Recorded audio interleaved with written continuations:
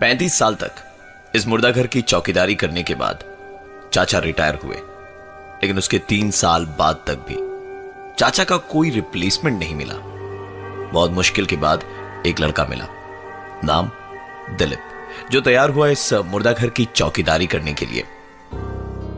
Job handover करते वक्त चाचा ने उससे कहा कि यहां जो दिखाई और सुनाई देता है वो सच नहीं है।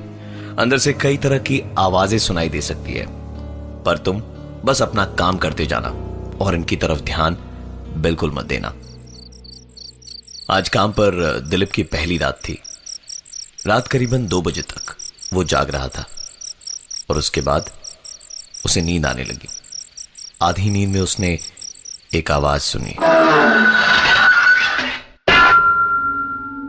आंख खुली तो चारों तरफ सन्नाटा था। आधी नींद में उसने वो आवाज सुनी थी, इसलिए अपना वहम मानकर वो वापस सोने की कोशिश कर ही रहा था कि वो आवाज दोबारा उसने सुनी।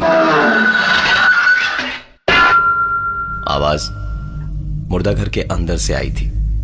हिम्मत कर उसने मुर्दाघर का दरवाजा खोला।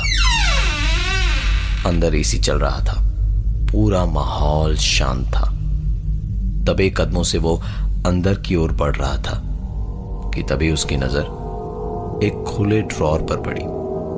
आगे बढ़कर देखा तो ड्रॉर में एक लाश पड़ी थी।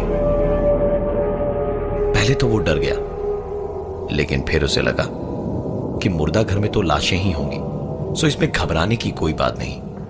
उसने ड्रॉर बंद किया और मुर्दे घर का दरवाजा बंद करके बाहर बैठा ही था कि उसके फोन पर एक आवाज हुई।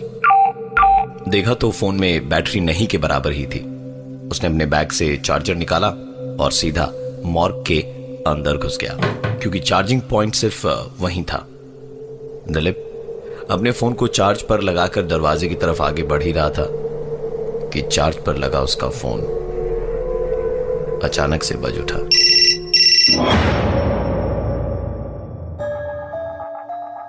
.5 रेड एफएम पे एक कहानी ऐसी भी, प्रवीण के साथ। चाचा मुर्दाघर की चौकीदारी करते थे। रिटायर होने के 3 साल बाद उनका रिप्लेसमेंट मिला, दिलीप। पहली ही रात दिलीप को एक आवाज सुनाई दी मुर्दाघर के अंदर से। अंदर गया तो लाश की एक ड्रॉर खुली पड़ी थी। उसे बंद किया और अपने फोन को चार्ज पर जैसे ही लगाया कि उसके फोन की घंटी ने मुर्दा घर की शांति को तोड़ दिया। फोन उठाया तो दूसरी तरफ से आवाज आई, एक कंबल दे देना। और उसके बाद फोन डिस्कनेक्ट हो गया।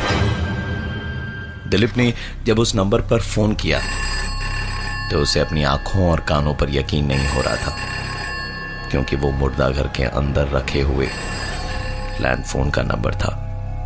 और सोचने वाली बात यह है कि उस समय उसके अलावा अगल बगल और कोई नहीं था। वो तुरंत दरवाजे के बाहर भागा और दरवाजा बंद करते वक्त न जाने उसे क्या सूझी कि उसने अपनी कंबल मॉर्ग के अंदर फेंक दी।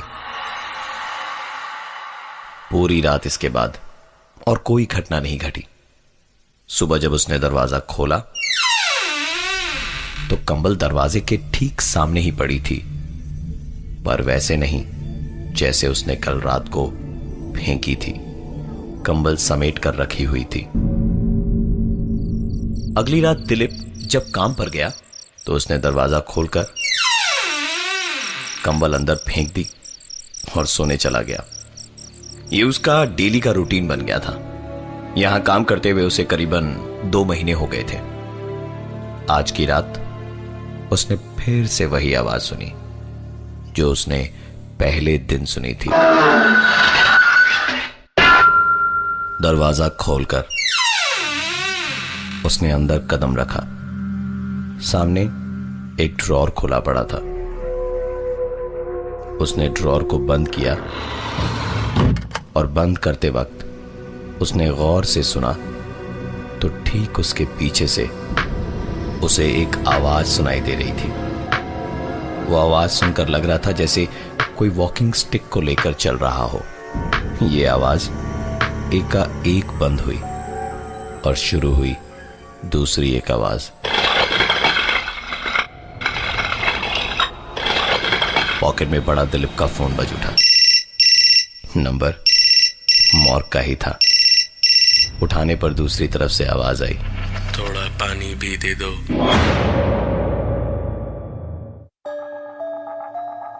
93.5 रेड एफएम पे एक कहानी ऐसी भी, प्रवीण के साथ। चाचा के रिटायरमेंट के बाद मुर्दे घर की चौकीदारी की जिम्मेदारी दिलीप को मिली। चाचा ने जॉब हैंडओवर करते वक्त कहा था कि यहां जो सुनाई और दिखाई देता है वो सच नहीं है।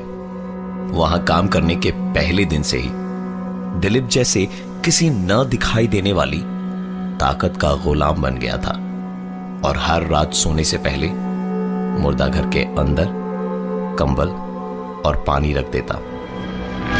सुबह दरवाजा खोलने पर पानी की बोतल आधी खाली मिलती और कंबल तह किया हुआ मिलता। यह सिलसिला करीबन 5-6 महीने तक ऐसे ही चलता रहा, लेकिन पिछले एक हफ्ते से कंबल और पानी की बोतल वैसे के वैसे मिलती जैसे रखी जाती थी। दिलीप को लगा कि अंदर जो कोई भी था अब वो वहां नहीं है, इसलिए एक दिन कंबल और पानी की बोतल रखे बिना ही वो सोने चला गया। सुबह आंख खुली तो देखा मोबाइल पर 15 मिस्ड कॉल्स पड़े थे उसके घर से।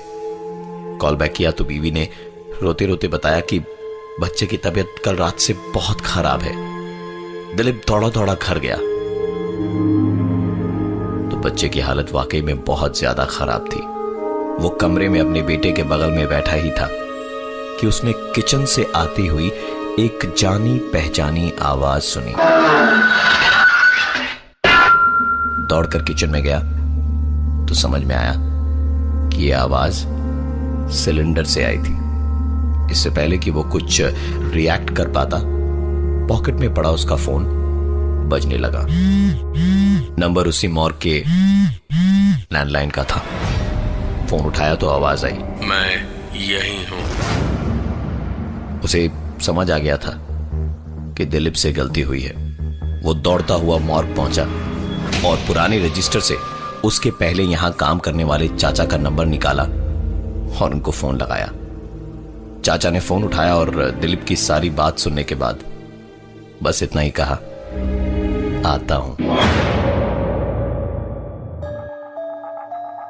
93.5 रेड एफएम पे एक कहानी ऐसी भी, प्रवीण के साथ। मॉर्ग के अंदर होने वाली हरकतें अब यहां के नए चौकीदार पासवान की निजी जिंदगी में उसे परेशान करने लगी थी।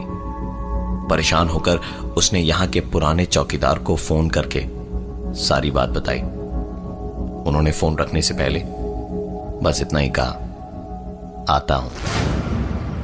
रात के करीबन 10:30 बजे थे।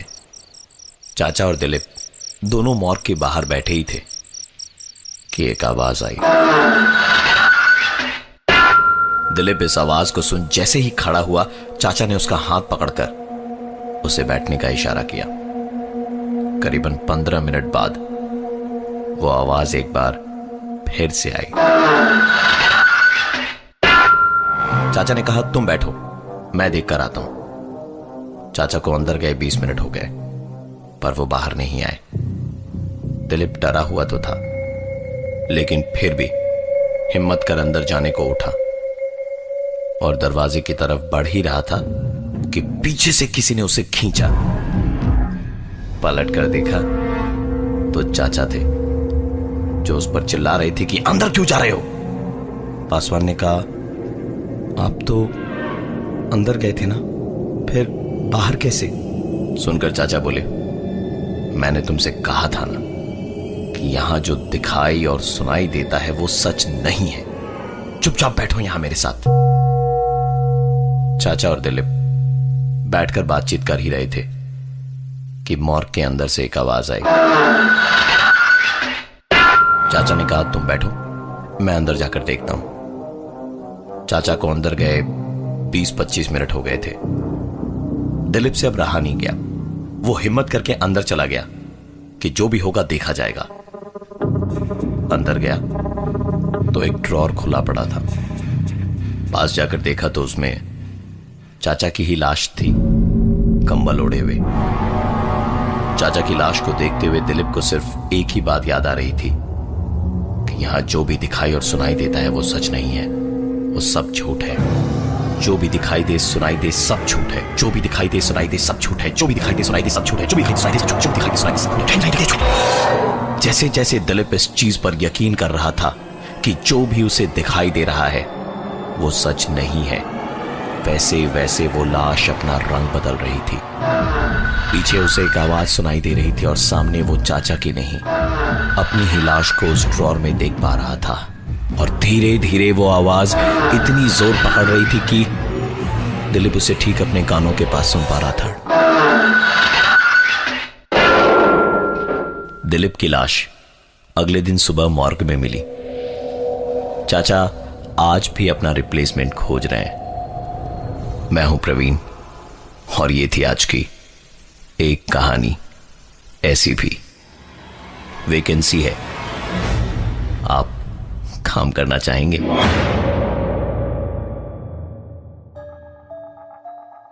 93.5 रेड एफएम पे एक कहानी ऐसी भी, प्रवीण के साथ। दोबारा सुनने के लिए विजिट करिए हमारा YouTube channel 935 red TV. 93.5 red FM बजाते